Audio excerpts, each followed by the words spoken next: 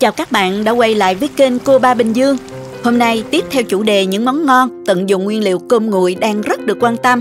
Mình sẽ hướng dẫn các bạn làm bánh chả giò cuộn cơm nguội nha. Món này ăn chơi cũng ngon, ăn trong bữa ăn chính thì bao no luôn. Bánh giòn rụm bên ngoài, cuộn lấy cơm hòa cùng thành phần nguyên liệu vị vừa ăn, bùi thơm bên trong, ngon bất ngờ luôn các bạn.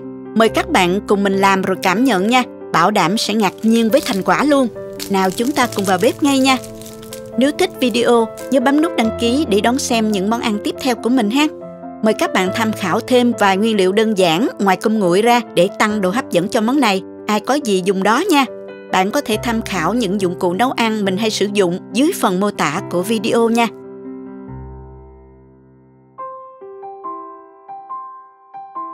Bây giờ mình sơ chế các nguyên liệu ha. Mình dùng ở đây là một củ cà rốt nhỏ như thế này.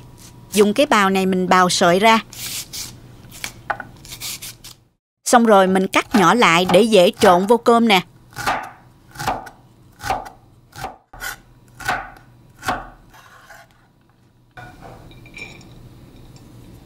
Dùng thêm một ít hành lá. Cắt nhỏ ra để chút nữa mình trộn vô cơm cho thơm hết các bạn.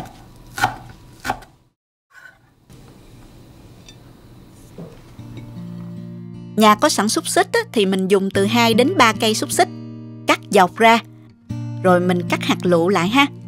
Các bạn có thể thay thế xúc xích bằng các nguyên liệu khác như là trứng chiên nè, chả lụa, hoặc là dùng một ít thịt mình xào chín lên cũng được.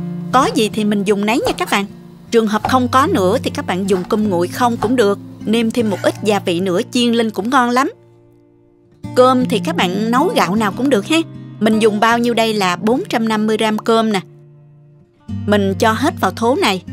Rồi mình lần lượt cho các nguyên liệu đã sơ chế lúc nãy vào luôn. Xúc xích cắt nhỏ nè. Đến con ruốc sấy. Đến cà rốt. Hành lá.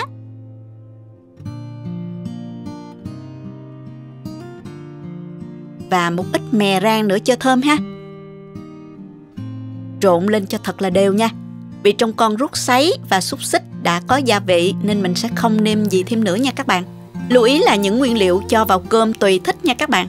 Có gì thì mình dùng đó, không nhất thiết là phải có những nguyên liệu giống như mình nha. Trường hợp không có thì các bạn làm chay cũng được ha. Để gói cơm thì mình dùng ở đây là bánh cuốn chả hiệu này nè các bạn. Loại này có xuất xứ từ Singapore. Bạn nào ở nước ngoài thì có thể tìm mua ở các chợ châu Á. Còn nếu ở Việt Nam thì các bạn có thể thay thế bằng bánh bí đậu xanh hoặc các loại bánh tráng dùng để cuốn chả đều được nha. Bánh này rất là dẻo, dễ dàng lấy rời ra như thế này.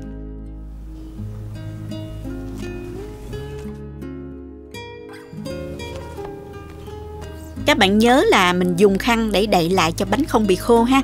Để dán mí bánh thì ở đây mình dùng một cái trứng gà, đánh tan ra để phết mí nha.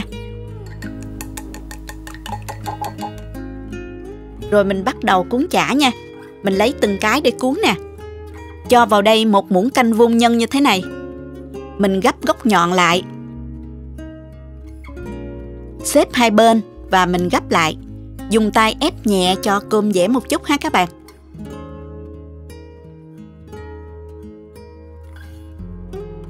Rồi mình phết trứng phía dưới để dán mí. Gấp lại nữa là xong nè.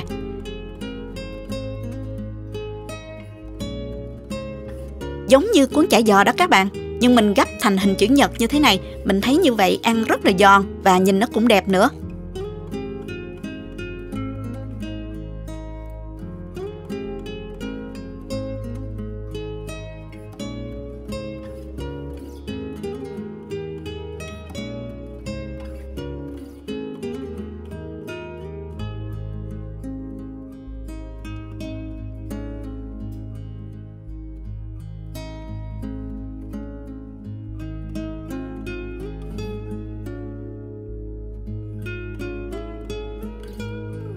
Mình đã gói xong rồi đây. Với liều lượng nguyên liệu này thì mình gói được 20 cuốn đó các bạn. Bước cuối cùng là mình chiên chả nữa là xong nè. Cho dầu vào chảo. Thử đũa thấy dầu sôi xung quanh đũa thì mình cho cuộn cơm vào. Mình chiên ở mức lửa vừa nha các bạn.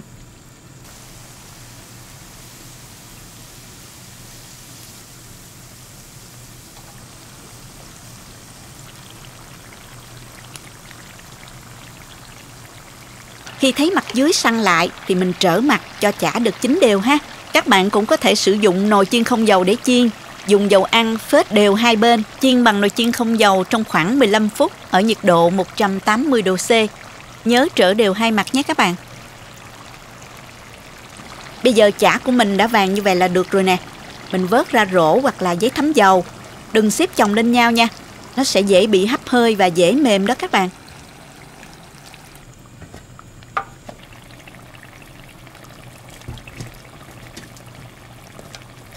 Mình vớt những cuốn cuối cùng ra nữa là xong. Chờ nguội một chút rồi mình xếp ra đĩa ha.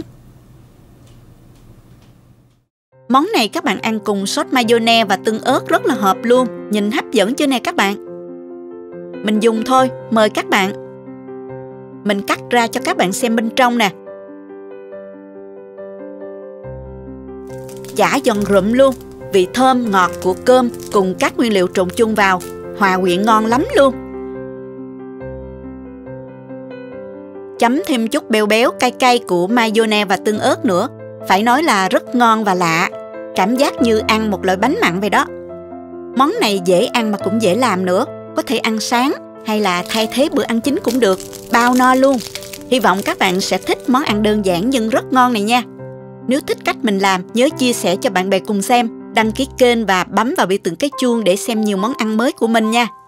Các bạn cũng có thể truy cập website cobabình dương.com để tham khảo với nhận bài viết.